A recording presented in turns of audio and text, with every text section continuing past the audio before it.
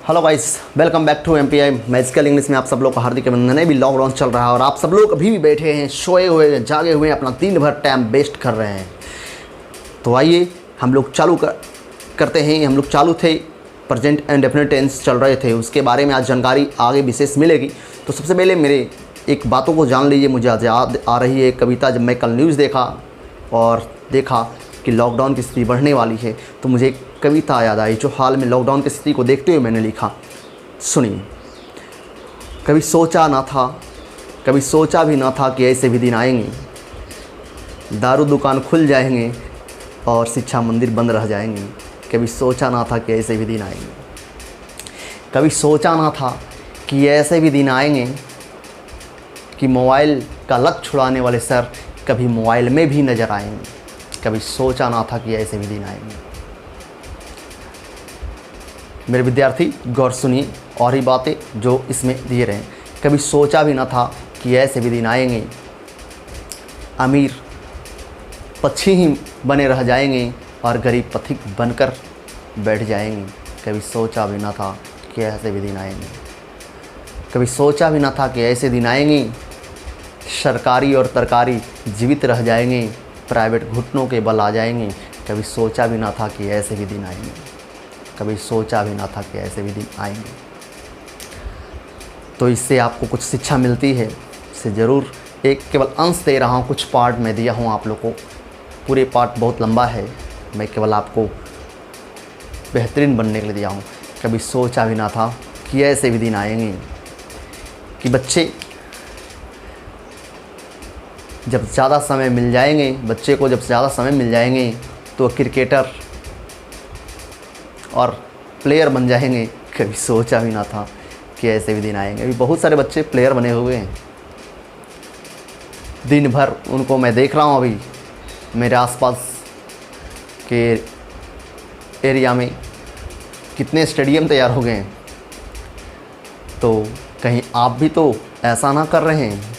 आपके पास बहुत सारा टाइम मिला है, उसका फ़ायदा उठाइए, उसको गेन करिए। अपना टाइम वेस्ट मत कीजिए, बैठे मत रहिए। क्योंकि मैं अभी, पता है ना मैं अभी क्या हूँ। तो आइए हम लोग चलते हैं। प्रेजेंट इंडेफिनिट चल रहे थे।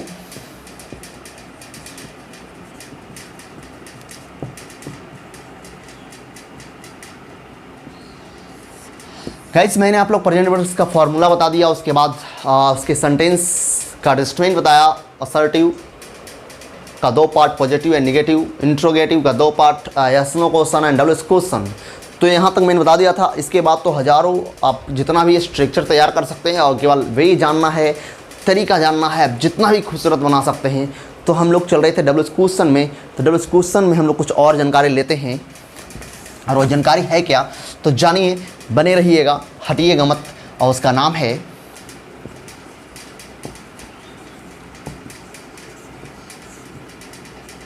द मिस्ट्री ऑफ हु का रहस्य। किसका रहस्य?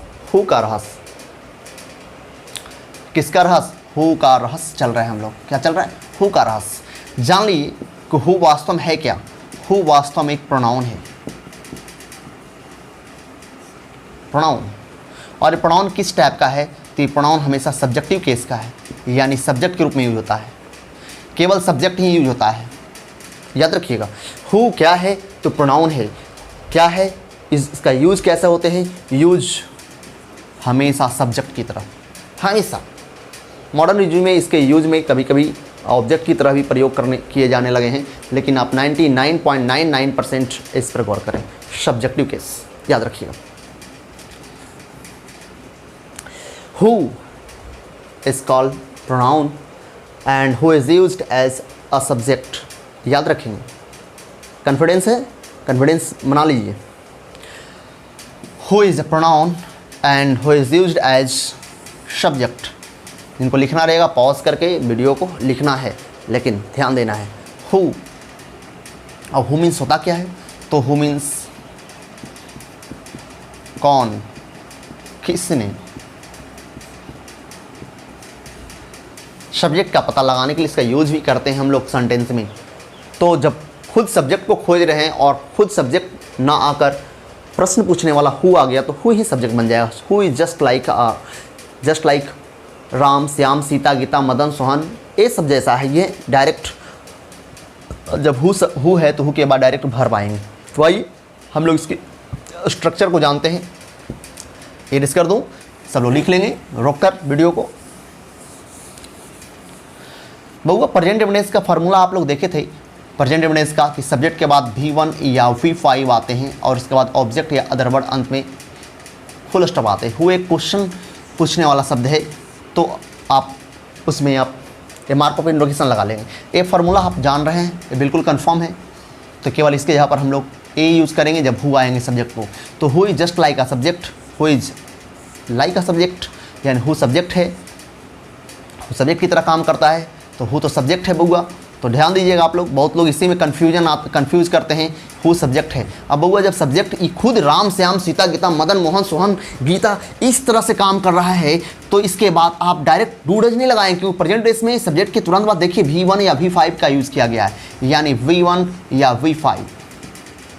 कहाँ V1? जब वह सब्जेक्ट प्लूरल रहेगा, सब्जेक्ट सिंगुलर रहेगा। यानी सब्जेक्ट प्लूरल रहेगा तो हु, या अगर प्लूरल रहेगा हु तो यहाँ प्लूरल वर्ब V1 लगाना है। अगर सिंगुलर रहेगा तो वर्ब, अगर हु सब्जेक्ट सिंगुलर की तरह काम करे तो यहाँ सिंगुलर वर्ब यानी V5 लगाना है। अब कैसे हम लोग इसको पहचानेंगे कि सिंगुलर है प्लूरल? सबसे पहले एक बात ध्यान दीजिए, बार बार बता रहा हूँ कि कोई वर्ब अपने मूल रूप में हमेशा प्लूरल होता है। वर्ब में ए से जोड़ने पर सिंगुलर बनता है। तो सब्जेक्ट कब हु होगा, सिंगुलर कब होगा, प्लूरल, उसके बारे में भी तुरंत जानकारी मिलेगी। तो अगर सब्जेक्ट हु अगर आपको प्लूरल दिखे तो आप V1 लगाइए, अगर हु सब्जेक्ट आपको सिंगुलर दिखे V5 लगाइए। उसके बाद आप जानते हैं ऑब्जेक्ट या अदर वर्ड अंत में मार्क ऑफ इंट्रोगेशन देना है, क्योंकि यू का प्रयोग इंट्रोगेटिव सेंटेंस में किया जा रहा है, इंट्रोगेटिव प्रोनाउन है, इसलिए आपको यहाँ पे ए मार्क ऑफ इंट्रोगेशन लगाना ही पड़ेगा। एग्जाम्पल देखते हैं। आप सिंगुलर प्लूरल दोनों आप लोग सोचिएगा, देखिएगा। कह रहा है कौन खेलता है, देखिए कौन खेलता है। यहाँ देखिए आप कितने व्यक्ति की चर्चा, कौन खेलता है, कौन खेलता है। अब आप देखिए, आप सोचिए, अभी सोचना है कौन खेलते हैं या कौन कौन खेलते हैं।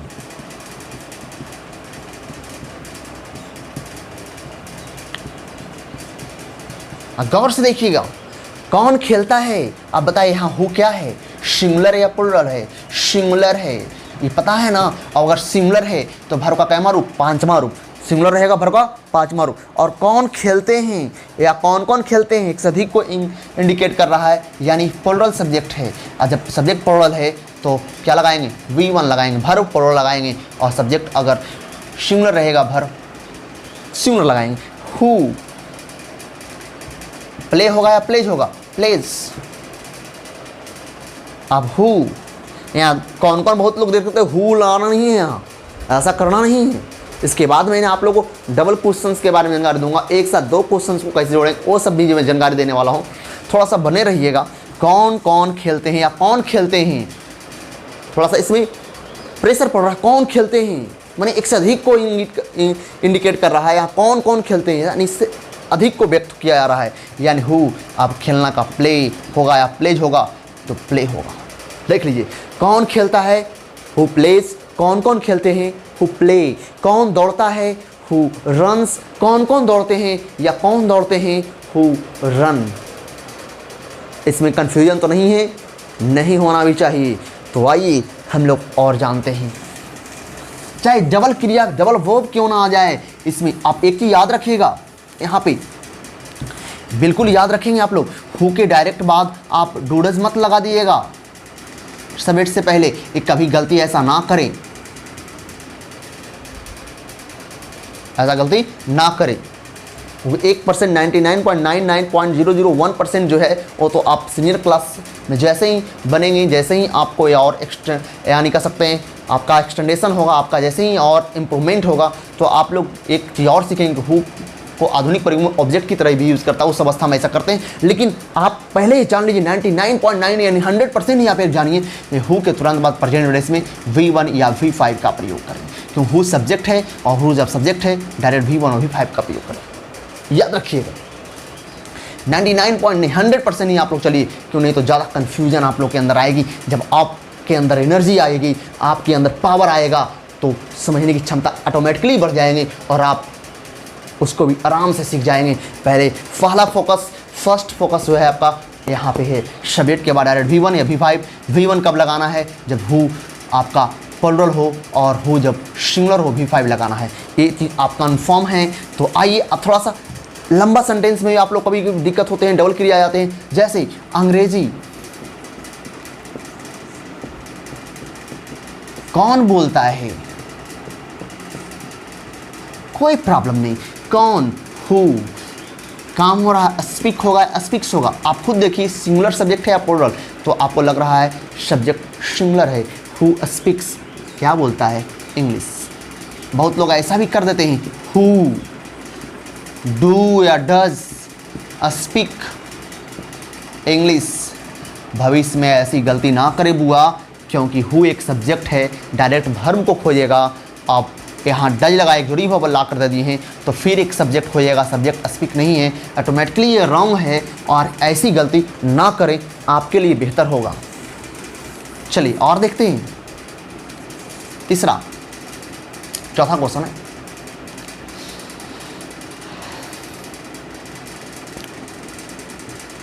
अंग्रेजी बोलना कौन जानता है? वन क्रिया यानी वर्ब वन, अब दो भर है। काउंटिंग में क्रिया यहाँ कितने हैं? दो हैं। तो सबसे पहले सब्जेक्ट कौन आ गया है? हु सब्जेक्ट आ गया, डायरेक्ट V1 V5 लगाएंगे। जानना है नोज, हु नोज। अब ये रहता अंग्रेजी कौन कौन जानते हैं या अंग्रेजी कौन कौन बोलना जानते हैं, तो हु नो हो जाता। ये बात समझ में आ रहा है ना? आना भी चाहिए। अगर नहीं आ रहा है तो फिर से देखिए, रोकिए, नहीं क्यों आ रहा है? क्योंकि आपका माइंड कहीं कंसंट्रेट तो नहीं है, आपका माइंड कहीं बाहर एक्टिव मोड में नहीं तो नहीं है, भाग तो नहीं रहा है, कहीं उड़ तो नहीं रहा माइंड। मन को शांत करिए। हु नोज, आप देखना है ड्यूल वर्ब आ गया है, नोज हाउ टू लेती है, who knows how to speak English, है ना। पांचवा, क्रिकेट कौन कौन खेलना चाहते हैं?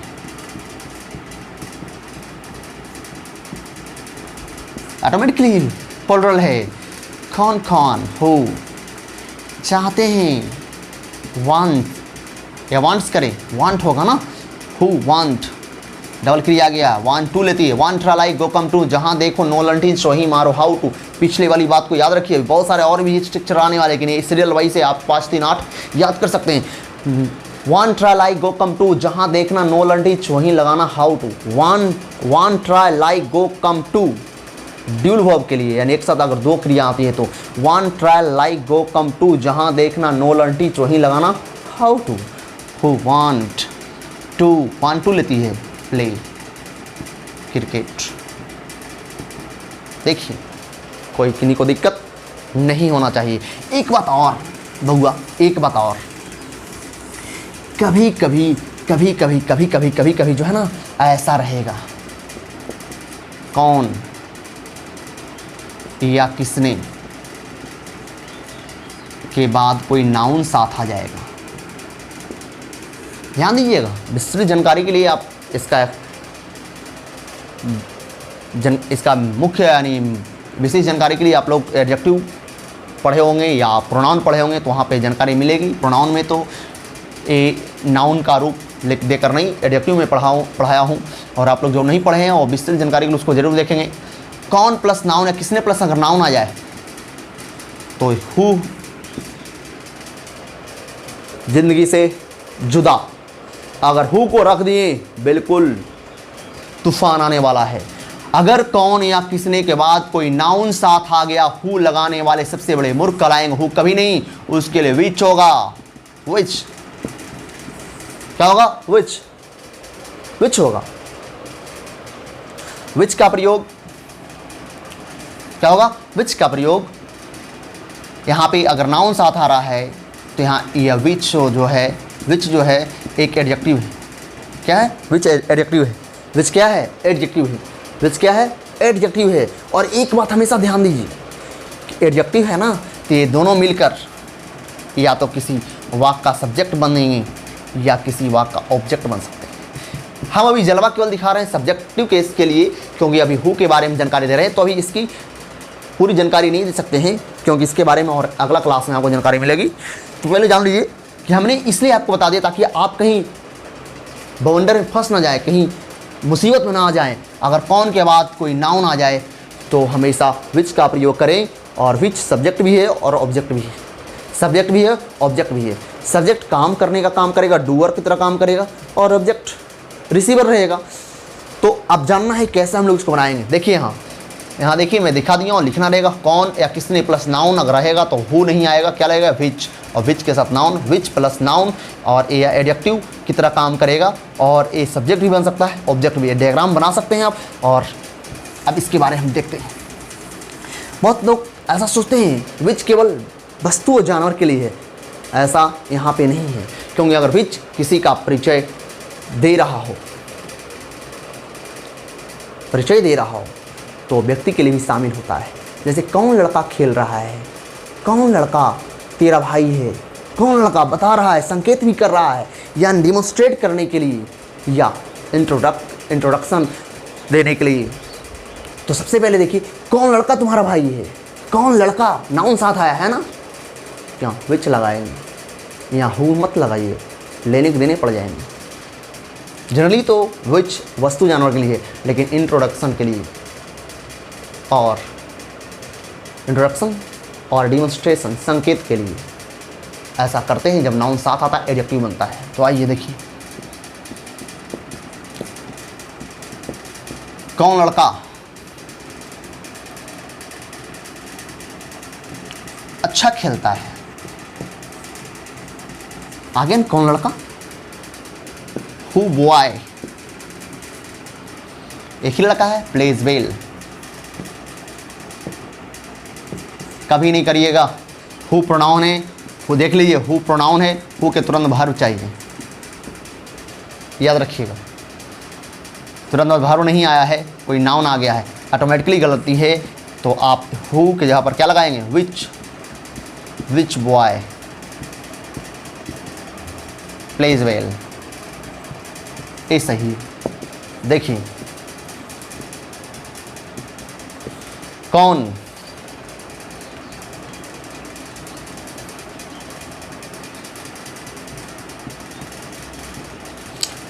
लड़की तुम्हारी मदद करती हैं। ये कौन लड़कियां रह जाएगा तो गर्ल्स हो जाएगा, फॉलोड हो जाएगा। तो इतना ही जाने कौन लड़कियां तुम्हारी मदद करती है तो विच गर्ल्स हो जाएगा। यहाँ कौन लड़की सिंगल लड़की है तो विच गर्ल। हेल्प होगा, हेल्प्स होगा, बुआ जल्दी बोलिए, हेल्प्स। यू योर नहीं, क्योंकि योर पॉजेसिव एडजेक्टिव है, और पॉसेसिव एडजेक्टिव जो है अपने बाद नाउन लेते हैं। तो आइए देख लिए होंगे।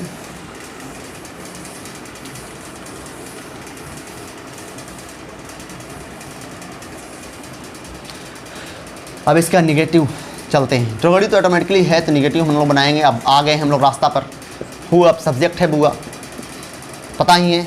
अब देखिए यहाँ पे जब निगेटिव बनाएंगे तो ऑटोमेटिकली प्रेजेंट इंडेक्स का वाक्य पढ़ रहे हैं, प्रेजेंट इंडेक्स वाले सेंटेंस चल रहे हैं। तो एक जान लीजिए कि जब भी किसी प्रेजेंट इंडेक्स वाले वाक्यों का निगेटिव या इंट्रोगेटिव बनाना रहता है तो डूडस एग्री वर्ब का सहारा लेना पड़ता है।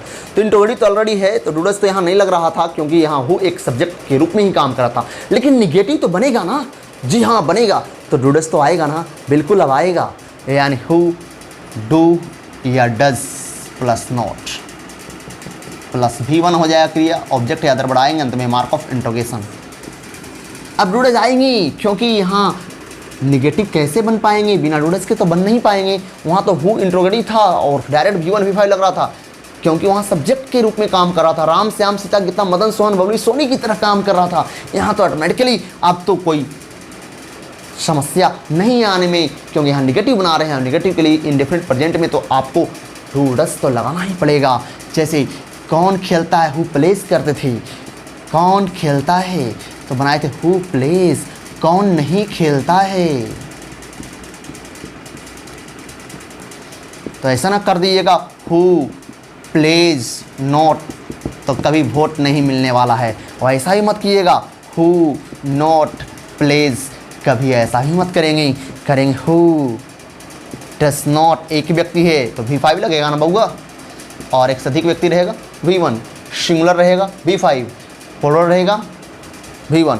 हु डस नॉट प्ले, अब सही हुआ। यहाँ डू डज लग गया, प्ले लगाइए। देखिए दूसरा, देखिए अंग्रेजी कौन नहीं पढ़ता है।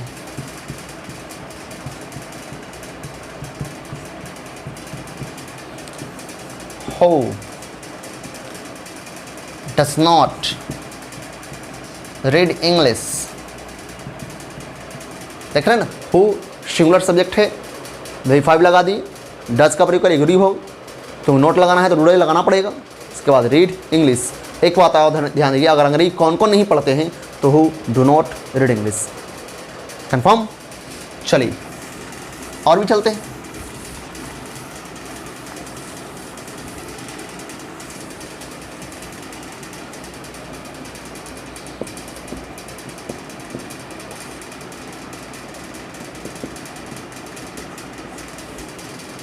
महात्मा गांधी को कौन नहीं जानता है।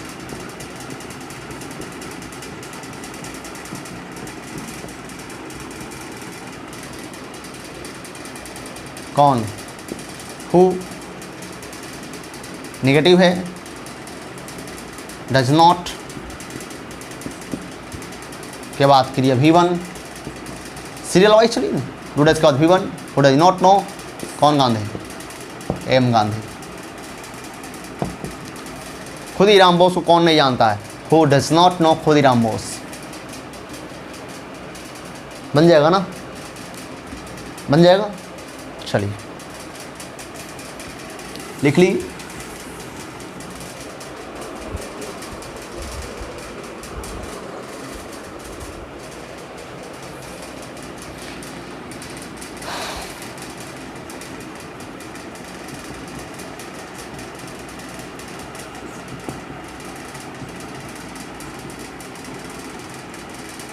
कॉम्बिनेशन ऑफ टू सेंटेंसेस, दो वाक्यों का कॉम्बिनेशन, संजोग बताने वाला हूँ, क्योंकि आप लोग एग्जाम में कंबाइन सेंटेंस आते हैं, 3 मार्क्स के आते हैं आप लोग को। तो कॉम्बिनेशन ऑफ टू सेंटेंसेस यहाँ दिखा रहा हूँ, 2 सेंटेंसेस को ऐड करना सिखाऊंगा कल तक, जानकारी इसी के बारे में देंगे। अभी जो जिसके बारे में पढ़े उसके बारे में जानकारी देते हैं। कौन कहता है कि पृथ्वी गोल है। कौन कहता है कि पृथ्वी गोल है। कल यहाँ के कंजक्शन को यूज करना है, जोड़ना है। पहले मैंने कौन कहता है, हु सेज दैट। टेल का प्रयोग ना करें, टेल तुरंत ऑब्जेक्ट लेता है, ठीक है। से ऑब्जेक्ट ना भी लेता है तो खुश रहता है, अगर ऑब्जेक्ट लेता भी है तो टू के साथ लेता है। टेल डायरेक्ट ऑब्जेक्ट लेता है, इसलिए टेल यहाँ ना लगाए। हु सेज दैट, ये सब बातें याद रखिएगा। हु सेज दैट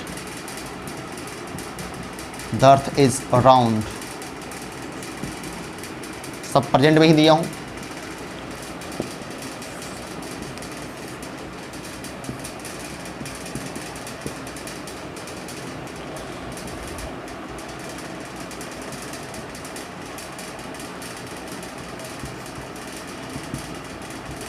कौन विश्वास करता है